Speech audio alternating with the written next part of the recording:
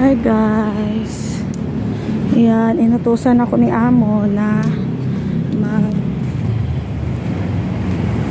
mag-pick up ng cake. So, ayan. Inutusan ako ni Amo na mag-pick up ng cake. So, dili man ta kayo maglibog kay kung unsa ang inyong gusto nga sakyan ng mga bus, unsa giingon ni Amo. Naman na dala naka-indicate. Ang sakyan is 85 or 85A. Ayan. So, na nakasulat, di ba? Ayan, 85 or 85A. So, dari ko maghulat. 85, 85A. Gani. Na nakasulat po, 85. So, ano? So magulat ko og bus nga 85 or 85A that is going to our building. Basta kay mangutan-ngutan lang gid ta. Isay kuan. Grabe kayo kalibog kay danha man ko nag-pick up sa Technology Plaza. So pick up ko og cake. Ayan. And then na building 21 building, I mean 21st floor. Ayan, 21st floor dito pa. Dito 21st floor. So kung dili kita mga tanang-utanan no, wala gid. Labi na nga to mapangutan-an is dili man kahibalo mag-English. So paano nila tayo maintindihan ba? So wala, trial and error. Pila ka taong ako ang nakabalo siya mag-English. So ayan, luckily na kuan na ako. Na may Google Map hinoon pero mas kuan pagyapon na mangutana-ngutana gihapon pa. So ayan. Para dahil sa gusto mag-apply dahil sa Hong Kong. Nindot man ang Hong Kong. And ang nakalindot lang dahil is every year gataas gid ang ilahang sahod no. So possible, so 2 years man, so every year magtaas siya halos 1K kapin. So after 2 years pa man ka ay haka mag-renew kung ganang ka renew mag-contract, mag-new contract ka. So na kay mga 2,000 kapin inana ang ano. So example karon 36 to 37K per month. And kung taas ang iyang palitan is naagi na siya sa mga 37K. So by next kontrata nimo after 2 years, so duha pud siya ka tuig nga nagkuan, di ba, nag-increase. So possible increase niya is 2,000 plus or 2,400 inana.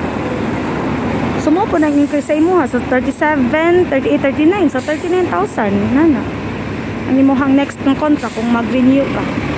So inana lang na siya. And nagiuban mga amo po danhino nga kanang mga dagko gid sila mga tingog.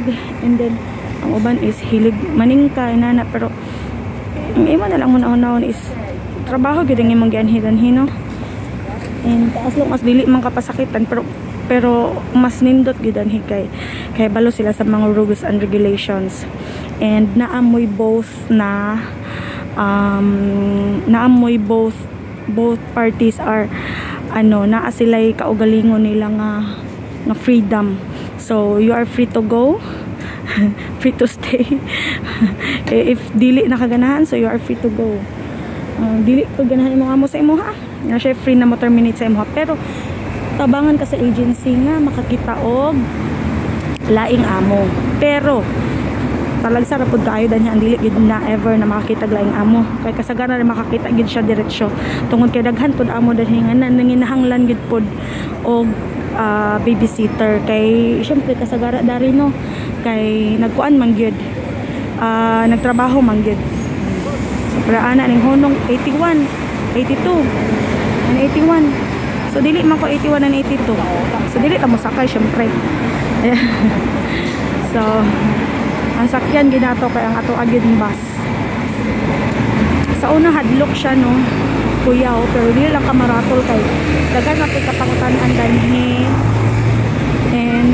daghan mga kuan, daghan mga ano yan ba, karatula na mga signage ba.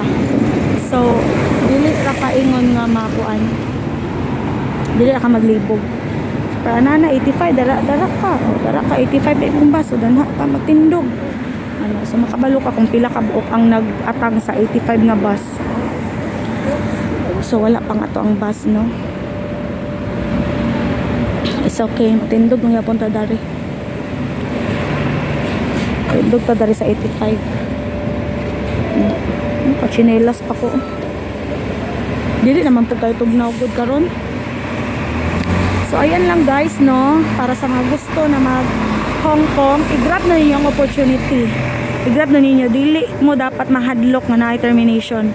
Kay sa bisan asa na lugar na agi tayo mga kahadlukan, pero gina-face gid nato na siya tungod lang sa ato ang mga kuan pangandoy sa kinabuhi. So kung dili lang gid ka maluho dari sa Hong Kong, kung dili lang gid ka magpadala ng mga utang-utang, sa di okay man mangutang ka kung naay kapadulungan, palit kag balay, or imuhang i-fully paid ang 1 year na tuition sa imong anak, or naay kapadulungan nga negosyo sa Pilipinas, okay man, pero dapat responsible pud ka, no, nga mo bayad para wala po'y trouble.